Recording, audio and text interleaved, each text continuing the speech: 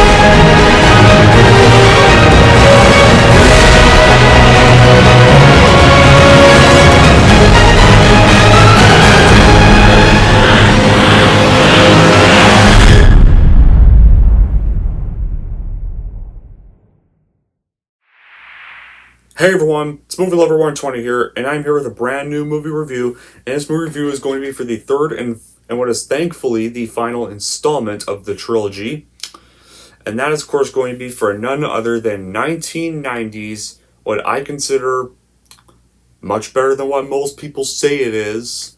I'm going to get to why in a bit. That is none other than 1990's The Godfather Part 3, or in 2020, the director's cut known as Coda, the Death of Michael Corleone, whatever you want to call it.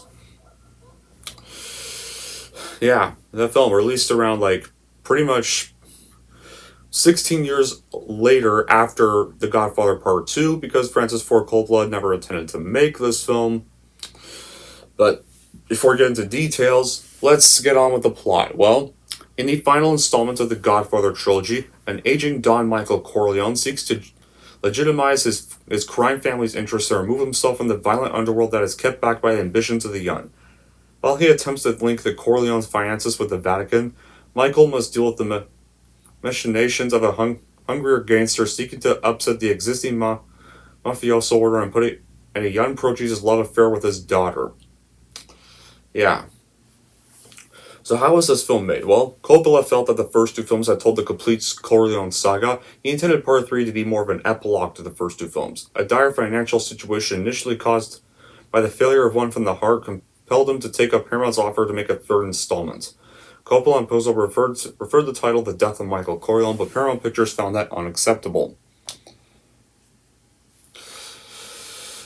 Al Pacino, Diane Keaton, and Talia Shire reprised their roles from the first two films, and according to Coppola's audio commentary in the film The Godfather DVD collection, Robert Duvall refused to take part unless he was paid a salary comparable to Pacino's. In 2004, on the CBS program 60 Minutes, Duvall said that if they would have paid Pacino twice what they said to him, that would have been fine, but not 3 or 4 times, which is what they did. And when Duvall dropped out, Coppola rewrote the screenplay to return Tom Hagen as having died before the story begins and create the character B.J. Harrison, who's played by George Hamilton, to replace the Hagen character in the story. And Coppola stated that to him, the movie felt incomplete without Robert Duvall's participation, and had Duvall agreed to take part in the film, the Hagen character would have been heavily involved in running the Corleone charities. And Duvall confirmed in 2010 that he never regretted the decision of turning down the role. And like I said before, Coppola and Puzo's intended title for the film was The Death of Michael Corleone, but Paramount rejected it, and Coppola considers the series to be a duology, but Part 3 is the epilogue, like I've already said before. So upon being distributed by Paramount, finished production, and then premiering in Beverly Hills on December 20th, 1990, released in the United States on Christmas Day, December 25th, 1990, The Godfather Part 3 would go on to receive positive reviews, but not on the same extent as the earlier two films. There was critics who praised Pacino's performance in the screenplay, but they criticized the convoluted plot and, of course, particular Sofia Coppola's performance. At the box office, it grossed $136 million worldwide and was nominated for 7 Academy Awards, including Best Picture, but it didn't really win any of them. And in December 2020, a recut version of the film titled The Godfather Coda, The Death of Michael Corleone, was released to coincide with the 30th anniversary of the original version. And I never saw the director's cut, guys. So, when it comes to my reaction of The Godfather Part 3, I have to be honest. A lot of people like to shit on this movie. They consider it one of the worst sequels ever made. They consider it an absolute disgrace. Um, I'm not one of the people, guys. I have to be honest. I always liked this movie. I think it's a very underrated finale to the franchise. A lot of people hate it. It's one of the worst sequels ever made, but I'd have to disagree. I mean, yeah, there are some things that kind of annoy me, like Sophia's performance, but Frances pretty much had to cast her in as the last minutes because originally she was going to be played by Winona Ryder, but because unfortunately Winona Ryder got sick before the production could happen, so he had to put in his daughter because he couldn't find anybody else. So unfortunately that kind of ruined the whole moment. So yeah, and people saying one of the worst sequels ever made, give me a fucking break, you idiots. Like, there are so many worse sequels out there. Like, there's like so many bad direct-to-DVD Disney sequels, or there's even bad sequels like Troll 2, a much worse sequel, or the Sharknado sequels, the Pumpkinhead sequels, or the Cabin Fever sequels. If anyone thinks this movie's worse than either of those, they need to watch better films. Hell, this is better than so many other third installments out there. Like Alien fucking 3, or Robocop fucking 3, or Speed fucking 2, the entire Disney Star Wars woke trilogy bullshit, Terminator crap fate, Terminator Genesis shit, or A Bad Day to Die Hard. Just, I would watch this movie over either one of those. Because unlike those sequels, this movie actually had a purpose. It had a role in the franchise. It was to wrap up the story, and it did. Sure, definitely not my favorite of the three, but it's hard when the first two were phenomenal masterpieces. It still portrays well from my historical knowledge, much of the struggle of the Mod families to legitimize their business dealings and try to enjoy life in the later age of the Mafia in America. Al Pacino performs brilliantly, and I enjoyed Joe Mantegna in his role. In giving a wrap-up, a conclusion of two of the most powerful crime and family stories to come out of the 70s, Francis Ford Coppola took a risk that many feel didn't pay off. I almost kind of wish I didn't know what criticisms people had before viewing this movie. Like some of them, such as the miscasting of Sofia Coppola, the long drawn-out scenes, the heavy-handed dialogue, are not entirely unfounded. I mean, Sofia Coppola's performance, I can agree, was bad, but at least it doesn't ruin the entire movie. At least she's not in the movie that much. And I would agree. And yeah, but it is still my least favorite of the trilogy, but I still think it's a good film for what it is. I don't feel that it's a failure or miscalculation by Coppola and co-author Mario Puzo. Oh.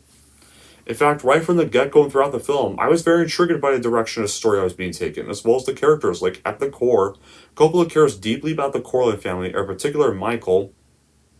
Despite the sins that have been committed, it's a tale of redemption, of loss, and of what matters in a life dominated by greed and corruption and legitimate, as well as illegitimate places. Coppola understands this world, or at least the dynamics of it. Like, and that what makes it Godfather 3 at least a fascinating character study. While Al Pacino did not like what they did with Michael, having Michael regret his actions, and he felt Michael would never try to redeem himself after the transformation he had in part 2, but I kind of like what they went with the story. They actually made the character. They actually still added a bit of humanity to the character, despite now becoming a full-on crime lord. And this was like years after part 2, and like just by that ending of part 2, he kind of wished. Ending part 2 kind of shows he wished he still had that humanity in him, and now it's completely gone and stuff. So I kind of like how this movie kind of shows what became of Michael afterwards. The Godfather 3 is like just a beautiful film. It's visually wonderful and of great importance, compelling the tragic saga of the Corleone family. Like, they're so tempting, these Byzantine intrigues, alliances betrayed with violence, assassination dressing up as priests, knives of poison invading the opera house, someone like the deepest shadows, always whispering devious means. Coppola's intention was clearly aimed at offering a story of redemption. Meaning it was nominated for 7 Academy Awards, the motion picture reflects Coppola's masterful filmmaking. This one for sure has its flaws. One of them is like I've already said before, biggest one of this is easily the casting of Michael's daughter with Coppola's daughter, which wasn't really supposed to happen. she has, one might say, she pretty much had no acting ability in this movie whatsoever. But thankfully, like, Sofia Coppola didn't act in movies after this. She actually went and directed films that have proven to be successful, about just as successful to directing career as her father's directing career. So her career wasn't overly stained by one bad role. Her acting career was, but she never wanted to act. She was kind of forced to be in this movie because the original actress got sick before she could. Andy Garcia is bright and talented. A lot of people think he also has a bad performance, but I think this is one of his better performances. And it kind of fits the part he's playing in here. I'm not the biggest fan of most of his work, but I think this is one of his better films. Pacino isn't quite as energetic and powerful as he was in the first two films. In fact, he does look pretty tired here, but I believe that's kind of the point of his performance in this. He's kind of aged now, and he's now like wanting to move on from the crime life and stuff, and that kind of fits the character in this story well. It's kind of amazing that this movie got released 16 years after the previous Godfather movie, but it still manages to maintain the same type of atmosphere and overall cinematic style, even when this movie is set in an entirely different time frame as well as from the previous two movies. I think that's also why there is simply no way hating this movie when you've already loved watching the previous two movies. Like, even though when this still remains a much hated and criticized movie, which just seems to be simply because of the fact that this movie isn't quite as good as the previous two masterpieces out of the series. It was also great to see after 16 years, basically almost every actor was willing to reprise his or her role again from the previous or the first two films. Even persons who played some very small roles returned in this movie again, except for Robert Duvall's Tom Hagen, because he didn't want to be in the film. His character got replaced by a new one that was played by George Hamilton. Hamilton is, of course, not the only new big name of the movie. Like I've already mentioned, there's Andy Garcia, Joe Mantegna, and Eli Wallach are some welcome new additions to the cast. And about Sofia Coppola, she's no actress simply. There should have been no way she should have been in the movie, but her character and her plot line with the Garcia character all play a fairly small part. Thankfully, it doesn't play the whole entire film. At least the entire film's still about Michael and the actual Corleone family. And considering that the story is built up out of many different storylines which all brilliantly come together in the final sequence. And the dialogue and overall story is far less inspired than the previous two and never manages to make much of an impact. Like, having no Vito Corleone with this one was a big loss, but I understand that his story came to a close in the second film, but he was the heart and soul as well as the highlight of these movies. There was a gaping hole without him. I mean, sure, I'm not too big a fan of Andy Garcia's character, but I think he's a pretty decent performance.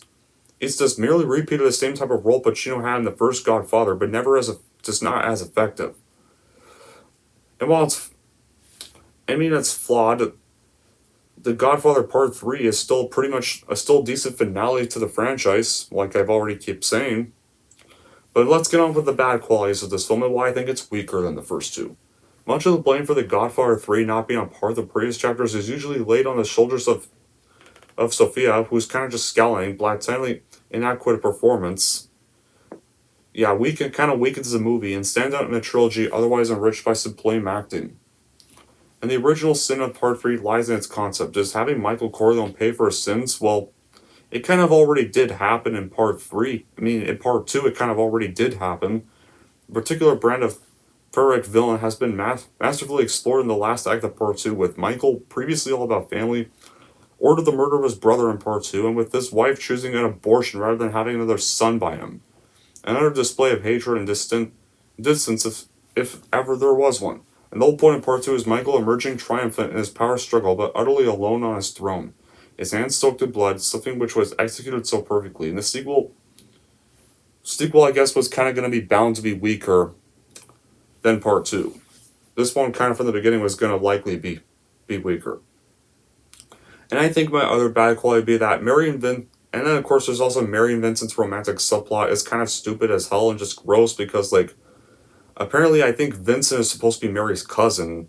So in a way it's kind of, their romantic subplot would be kind of considered incest. Like, because like Vincent's supposed to be Frito's son or Sonny's son or one of Michael's brothers' sons, and Mary's technically his cousin. But like I said before, it's thankfully not the main focus of the film, and the rest of the movie is still focused on Michael. It still has some great quotes like the first two, you know? Just when I thought it was out, they pulled me back in. Yeah, still love that quote every single time I hear it. And of course, and I really love the ending. Like, in the ending scene at that church, Mary gets shot.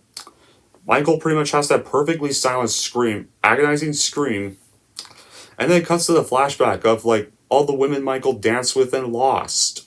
It's this perfect throwback, like from dancing with his daughter Mary, from dancing with his first wife Apollonia in the first film, and then of course dancing with Kay in the second film before he pretty much became the big bad mafia guy. Like Michael's shown sitting alone in a chair, puts on his sunglasses and collapses and dies. I mean, some people could say I wish he lived, but The Godfather, that's not that kind of trilogy. The Godfather would never work as a happy ending. This was the ending they had to go with. And if you're wondering, I did see the ending of The Death of Michael Corleone, the Coda cut from 2020, and all that ending really is, it's just a reverse shot of Michael with the dogs walking around his chair, and then it's kind of just the reverse, just the ending of part 3 in reverse, except without the flashbacks of the first two. Only the flashback of him dancing with his daughter, and after the zoom in shot of Michael sitting alone in the chair, it then casts a shot of him putting on his sunglasses, and the movie just goes black. So it doesn't really change anything. It's just kind of almost a half-cut, reversed ending of part 3.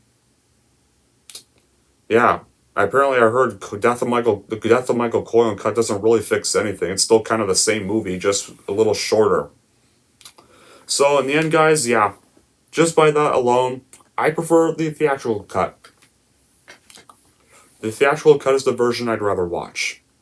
But in the end, though, while The Godfather Part 3 is the weakest of the trilogy, that doesn't mean it's awful because I still kind of enjoy it and think it's a pretty good film. Even if it's definitely nowhere on the levels of 1 or 2. But anyway, and I think it's still a perfect end to Michael's storyline. And like there's no bullshit fourth movie where they were gonna make a fourth movie, but thankfully it never happened. Francis Ford Coppola made sure it got cancelled. So we thankfully didn't get a fourth movie where Vincent just rules the Corleone family, because I think that movie would have sucked. So thankfully it never happened. So yeah, but anyway, guys, that's it for my review of part 3, and here's how I'm going to rank this movie. So overall, if you want to see how the tragic story of Michael wraps up, then I would easily give this movie a watch, but I would stream it online because it doesn't match the levels of the first two in any way. And if you're wondering how I'm going to rank The Godfather Part 3, I'm going to give The Godfather Part 3 a 7.5 out of 10. And there we go. That's it for my review of The Godfather Part 3. So I just reviewed all the Godfather movies. So The Godfather's finished. Now y'all know my favorite movie and sequel of all time, and what I think of Part 3. So, I don't know what franchise I'm going to review next, but around as soon as May happens in like the week after this whole upcoming week, I am going to be reviewing all the Jurassic Park movies because we have Jurassic World Dominion coming out in June. So I gotta get ready for that. But until then, guys, that'll be it for this review. Thank you all for watching, and if you like this and want to see more, and don't forget to like, subscribe to Movie Lover 120.